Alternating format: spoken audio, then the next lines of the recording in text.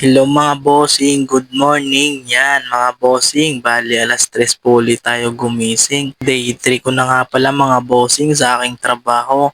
Bali yung day 1 at saka day 2 mga bossing, grabe yung sinakit talaga ng katawan ko. Siguro nabaguhan kaya ganon. Yan mga bossing, kung mapapansin nyo pala, dito na pala ako sa bahay nagkape. Tapos nagtinapay. Masyado kasi ako napapaaga doon sa pick up point ng shuttle. Kaya hindi muna ako bibili kay ate ng kape at saka tinapay. Dito muna ako sa bahay. Bali yan mga bossing, palis na nga pala ako dyan mga bossing. Bali ang oras na nga pala niyan ay alas 4. Pasayaw-sayaw pa nga ako dyan mga bossing kasi nga kailangan nating labanan yung antok. Kailangan natin maging masigla agad sa umaga. Kailangan natin umpisahan ng ating katawan na masigla at hindi aantok-antok para pagdating sa trabaho ay ganado tayo mga bossing. Yan mga bossing, samahan niyo ako sa bidyong ito at ikukwento ko sa inyo kung ano ba mga nangyari ngayong day 3 sa aking bagong trabaho mga bossing. Yan, bali naglalakad na nga pala ako dyan mga bossing papunta sa pick up point. Yan. Baka nagtataka kayo mga bossing kasi lagi ako nakaputi. Yan mga bossing, talagang ganyan pagka bago ka sa isang kumpanya, kailangan lagi kang nakaputi. Ibig sabihin bago ka pa lamang. Pero hindi naman lahat ng company ay ganon. Siguro doon lamang talaga sa iba na required talaga na nakaputi ka muna pag bago ka.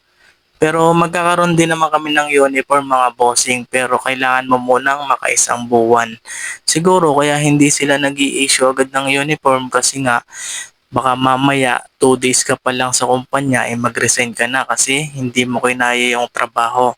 Kaya siguro ginawa nila na makaisang buwan ka muna bago ka bigyan ng uniform. Kasi libre lang naman yung uniform mga bossing. Pati agency lang ako mga bossing ha, baka isipin nyo direct ako.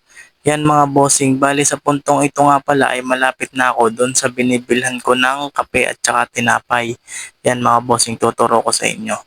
Bale, ito nga pala yung nag-iisang tindahan dito. Napakaaga din yate, napakasipag niya. Ayan, itong tindahan na to mga bossing, dyan ako nagpapatimpla ng kape. Sa susunod na lamang uli ako bibili sa iyo ate. Sa mga punto nga pa lang ito mga bossing, hindi nandito na ako sa Riverview, nag-aantay ng shuttle. Hindi ko na nga pala napapakita yung biyahe mga bossing kasi madilim naman pati naidlip ako sa biyahe. Bale, nandito na ulit ako sa kumpanyang pinagtatrabahoan ko mga bossing. Eh di ang sunod na video ko na uli, eh di pag out ko na mga bossing. Kasi nga iiwanan ko ulit yung aking cellphone sa gwardiya.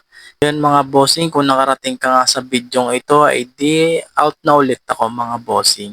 Yan mga bossing, thank you nga pala sa pag-support sa akin kahit na pagarni-garni lang ang video ko. Nahihiya ako mag-video sa company pinagtatrabawan ko mga bossing. Gawa ng baka mamaya mapagalitan ako mga bossing, tamang mukha ko na lang yung nakikita niyo mga bossing. Mga bossing, share ko lang yung nangyari sa akin ngayong day 3. 'Di ba nung day 1 mga bossing, ako ay observe lamang. Tapos nung day 2, ako ay helper.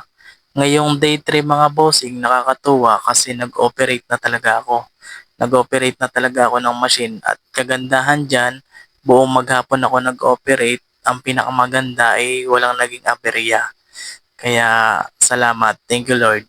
Yan, bali sa punto nga pa lang ito mga bossing, nasa bahay na ako. Yan, kain tayo mga bossing para makabawi ng lakas. Salamat nga pala sa aking girlfriend at nilutuan niya ako ng gulay. Napakasarap ng luto niya. Yon mga bossing, gusto ko lang ulit mag-thank you sa inyo sa mga sumusuporta sa aking vlog kahit pagarni-garni. Ay di tayo magkwentuhan araw-araw sa aking daily vlog. Thank you mga bossing.